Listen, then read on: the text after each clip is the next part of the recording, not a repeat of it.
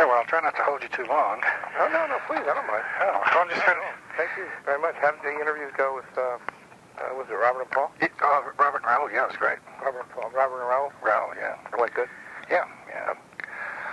Robert was in Ireland about to get on a train with his grandmother. Right. So, very interesting album. I like it a lot. Well, good. I'm glad. So, it's really different than people probably expected. Yeah. But I think that's part of what this is about. Yeah. Well, they've never done anything that was expected, I think. No, that's what I mean. That's part of what the whole gig is. It's different all the time. Just because, I don't know. Should I just start doing this, or do you want to ask me? No, go ahead. That's fine. It reminds me of, like, a 60s radio station when I listen to this album. I was raised in New York, and we used to have, like, ABC. Oh, yeah. And, you'd hear Miriam Makeba into the Four Seasons, right, into, the Temps, into the Stones, Roy Orbison, and you'd have it all, like, within an hour, a half hour.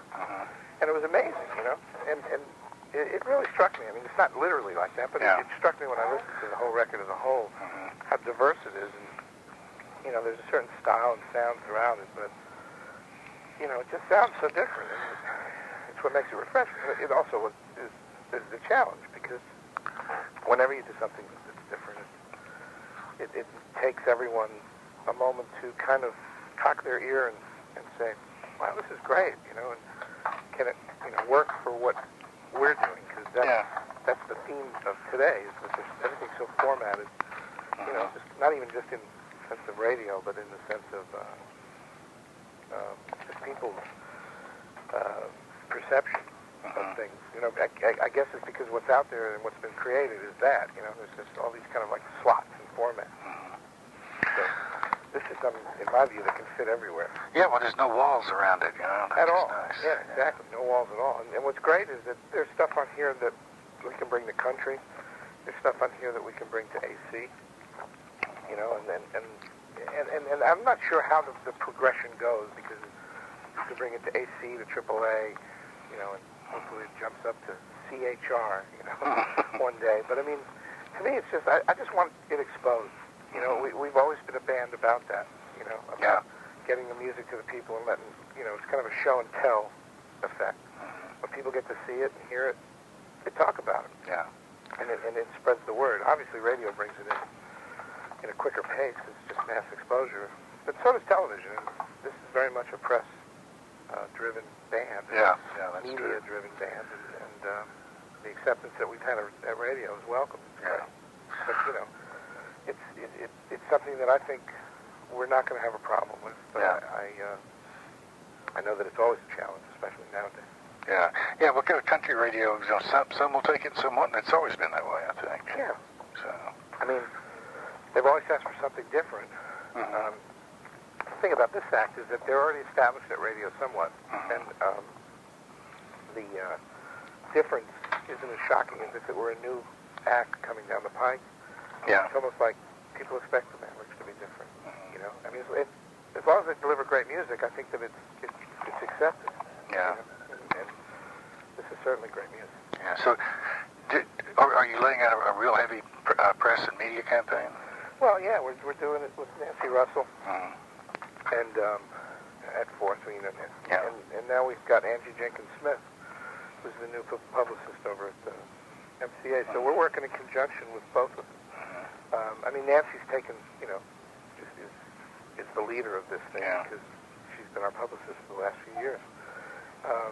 So we're getting great reaction. We're not trying to shove it down everybody's throat. Because everyone seems reacting to it. So I guess we will have a strong press campaign, so to speak. But it's the best kind for me. It's the kind that's driven by the press themselves. Reacting to the music. That's my kid. Oh, that's so fun. In the background. I mean, we're planning like a show at the House of Blues, and we're doing a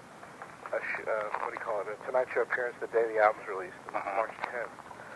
And while we're out there, we'll do the round of the TNN headline news kind of stuff, and Showbiz Today, and then we're going to be in New York at the end of March.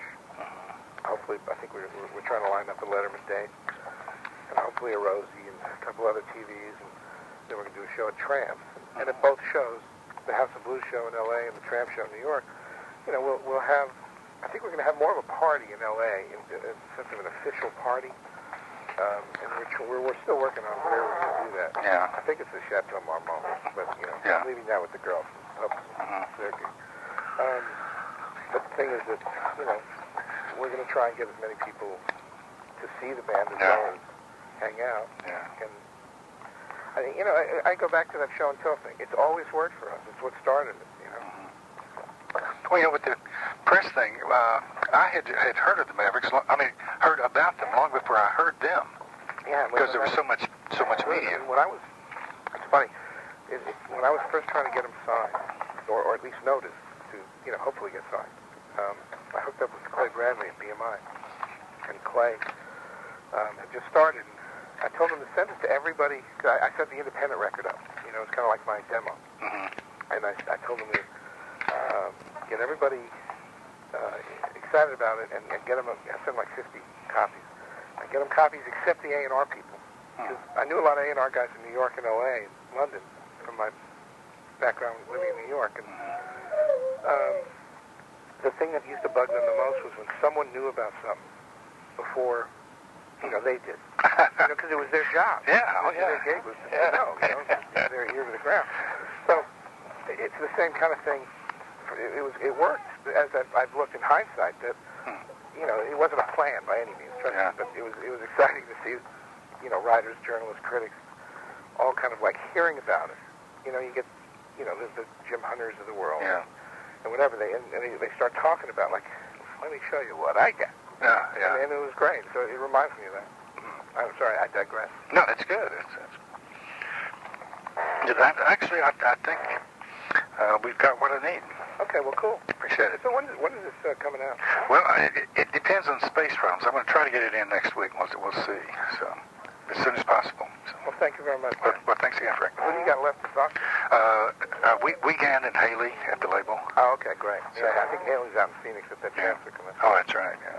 So. All right. Well, thanks again. Okay. Take care. Of course, a pleasure. Okay. Bye.